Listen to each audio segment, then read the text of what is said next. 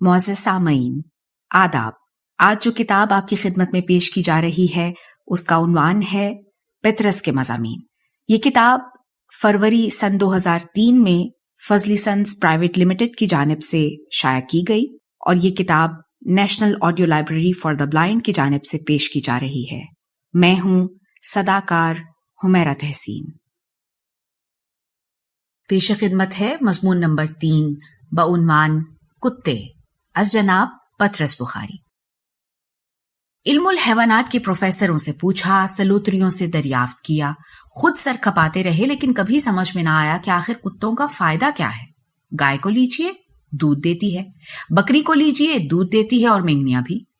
یہ کتے کیا کرتے ہیں؟ کہنے لگے کہ کتا وفادار جانور ہے۔ اب جناب، وفاداری اگر اسی کا نام ہے کہ شام کے 7 بجے سے جو بھونکنا شروع کیا تو لگاتار بغیر دم لیے صبح کے 6 بجے تک بھونکتے چلے گئے، تو ہم لنڈورے ہی بھلے۔ کل ہی کی بات ہے کہ رات کے کوئی 11 بجے ایک کتے کی طبیعت جو ذرا گدگدائی تو انہوں نے باہر سڑک پر آ کر طرح کا ایک مصرع دے دیا۔ ایک 8 منٹ کے بعد سامنے کے بنگلے میں ایک کتے نے مطلع عرض کر دیا۔ اب جناب، ایک کوہنا مشق استاد کو جو غصہ آیا، ایک حلوائی کے چولہے میں سے باہر لپکے اور بھننا کے پوری غزل مقطع تک کہہ گئے۔ اس پر شمال مشرق کی طرف سے ایک قدر شناس کتے نے زوروں کی داد دی۔ اب تو حضرت وہ مشاعرہ گرم ہوا کہ کچھ نہ پوچھیے۔ کمبخت باز تو 2 غزلیں سہ غزلیں لکھ لائے تھے، کئی ایک نے فی البدی قصیدے کے قصیدے پر ڈالے۔ وہ ہنگامہ گرم ہوا کہ ٹھنڈا ہونے میں نہ آتا تھا۔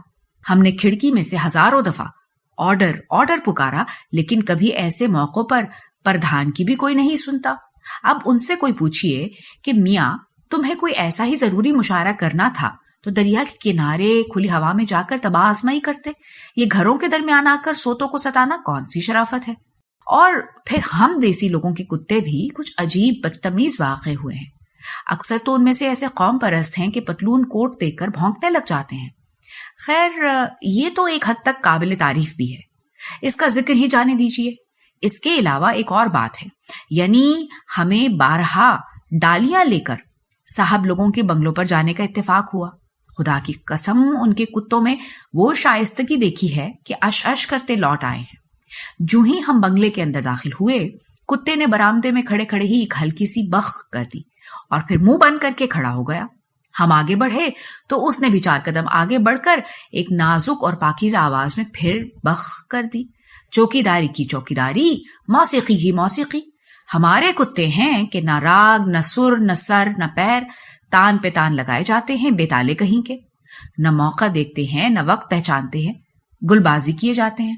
گھمنڈ اس بات پر ہے کہ تان سین اسی ملک میں تو پیدا ہوا تھا۔ اس میں شک نہیں کہ ہمارے تعلقات کتوں سے ذرا کشیدہ ہی رہے ہیں، لیکن ہم سے قسم لے لیجئے جو ایسے موقع پر ہم نے کبھی سیتا گری سے منہ موڑا ہو۔ شاید آپ اس کو تعلی سمجھے، لیکن خدا شاہد ہے کہ آج تک کبھی کسی کتے پر ہاتھ اٹھ ہی نہ سکا۔ اکثر دوستوں نے صلاح دی کہ رات کے وقت لاٹھی چھڑی ضرور ہاتھ میں رکھنی چاہیے کہ دافع بلیات ہے، لیکن ہم کسی سے خامخواہ عداوت پیدا نہیں کرنا چاہتے۔ کتے کے بھونکتے ہی ہماری طبعی شرافت ہم پر اس درجے غلبہ پا جاتی ہے کہ آپ اگر ہمیں اس وقت دیکھیں تو یقیناً یہی سمجھیں گے کہ ہم بزدل ہیں۔ شاید آپ اس وقت یہ بھی اندازہ لگا لیں کہ ہمارا گلا خشک ہوا جاتا ہے۔ یہ البتہ ٹھیک ہے، ایسے موقع پر کبھی گانے کی کوشش کروں تو کھرچ کے سروں کے سوا اور کچھ نہیں نکلتا۔ اگر آپ نے بھی ہم جیسی طبیعت پائی ہو تو آپ دیکھیں گے کہ ایسے موقع پر آیت الکرسی آپ کے ذہن سے اتر جائے گی، اس کی جگہ شاید آپ دعائے قنوت پڑھنے لگ جائیں۔ بعض دفعہ ایسا اتفاق بھی ہوا کہ رات کے 2 بجے چھڑی گھماتے تھیٹر سے واپس آ رہے ہیں اور ناٹک کے کسی نہ کسی گیت کی طرز ذہن میں بٹھانے کی کوشش کر رہے ہیں۔ چونکہ گیت کے الفاظ یاد نہیں اور نو مشقی کا عالم بھی ہے، اس لیے سیٹی پر اکتفا کی ہے کہ بے سرے بھی ہو گئے تو کوئی یہی سمجھے گا کہ انگریزی موسیقی ہے۔ اتنے میں ایک موڑ پر سے جو مڑے تو سامنے ایک بکری بندھی تھی۔ ذرا تصور ملاحظہ ہو، آنکھوں نے اسے بھی کتا دیکھا، ایک تو کتا اور پھر بکری کی جسامت کا، گویا بہت ہی کتا۔ بس ہاتھ پاؤں بھول گئے۔ چھڑی کی گردش دھیمی دھیمی ہوتے ہوتے ایک نہایت ہی نامعقول زاویے پر ہوا میں کہیں ٹھہر گئی۔ سیٹی کی موسیقی بھی تھر تھرا کر خاموش ہو گئی، لیکن کیا مجال جو ہماری تھوتنی کی مخروطی شکل میں ذرا بھی فرق آیا ہو۔ گویا ایک بے آواز لے ابھی تک نکل رہی ہے۔ طب کا مسئلہ ہے کہ ایسے موقعوں پر اگر سردی کے موسم میں بھی پسینہ آ جائے تو کوئی مذائقہ نہیں، بعد میں پھر سوکھ جاتا ہے۔ چونکہ ہم طبعاً ذرا محتاط ہیں، اس لیے آج تک کتے کے کاٹنے کا کبھی اتفاق نہیں ہوا، یعنی کسی کتے نے آج تک ہم کو کبھی نہیں کاٹا۔ اگر ایسا سانحہ کبھی پیش آیا ہوتا تو اس سرگزشت کی بجائے آج ہمارا مرثیہ چھپ رہا ہوتا، تاریخی مصرع دعائیہ ہوتا کہ اس کتے کی مٹی سے بھی کتا گھاس پیدا ہو۔ لیکن کہوں کس سے میں کہ کیا ہے سگے راہ بری بلا ہے، مجھے کیا برا تھا مرنا اگر ایک بار ہوتا۔ جب تک اس دنیا میں کتے موجود ہیں اور بھونکنے پر مصر ہیں، سمجھ لیجئے کہ ہم قبر میں پاؤں لٹکائے بیٹھے ہیں۔ اور پھر ان کتوں کے بھونکنے کے اصول بھی تو کچھ نرالے ہیں، یعنی ایک تو متعدی مرض ہے اور پھر بچوں اور بوڑھوں سبھی کو لاحق ہے۔ اگر کوئی بھاری بھرکم اسفندیار کتا کبھی کبھی اپنے روب اور دبدبے کو قائم رکھنے کے لیے بھونک لے تو ہم بھی چاروں ناچار کہہ دیں کہ بھئی بھونک، اگرچہ ایسے وقت میں اس کو زنجیر سے بندھا ہونا چاہیے۔ لیکن یہ کمبخت 2 روزہ سہ روزہ 2 3 تولے کے پلے بھی تو بھونکنے سے باز نہیں آتے۔ باریک آواز، ذرا سا پھیپھڑا، اس پر بھی اتنا زور لگا کر بھونکتے ہیں کہ آواز کی لرزش دم تک پہنچتی ہے، اور پھر بھونکتے ہیں چلتی موٹر کے سامنے آ کر، گویا اسے روک ہی تو لیں گے۔ اب اگر یہ خاکسار موٹر چلا رہا ہو تو قطعاً ہاتھ کام کرنے سے انکار کر دے، لیکن ہر کوئی یوں ان کی جان بخشی تھوڑا ہی کرے گا۔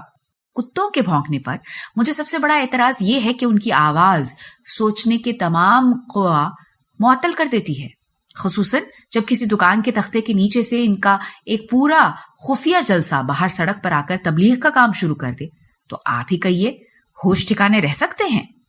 ہر ایک کی طرف باری باری متوجہ ہونا پڑتا ہے، کچھ ان کا شور، کچھ ہماری صدائے احتجاج زیر لب، بے ڈھنگی حرکات و سکنات، حرکات ان کی سکنات ہماری۔ اس ہنگامے میں دماغ بھلا خاک کام کر سکتا ہے؟ اگرچہ یہ مجھے بھی نہیں معلوم کہ اگر ایسے موقع پر دماغ کام کرے بھی تو کیا تیر مار لے گا۔ بہر صورت کتوں کی یہ پرلے درجے کی ناانصافی میرے نزدیک ہمیشہ قابل نفرین رہی ہے۔ اگر ان کا ایک نمائندہ شرافت کے ساتھ ہم سے آ کر کہتے کہ عالی جناب سڑک بند ہے تو خدا کی قسم ہم بغیر چون چرا کیے واپس لوٹ جائیں۔ اور یہ کوئی نئی بات نہیں، ہم نے کتوں کی درخواست پر کئی راتیں سڑکیں ناپنے میں گزار دی ہیں، لیکن پوری مجلس کا یوں متفقہ و متحدہ طور پر سینہ زوری کرنا ایک کمی نہیں حرکت ہے۔ قارئین کرام کی خدمت میں عرض ہے کہ اگر ان کا کوئی عزیز و محترم کتا کمرے میں موجود ہو تو یہ مضمون بلند آواز سے نہ پڑھا جائے۔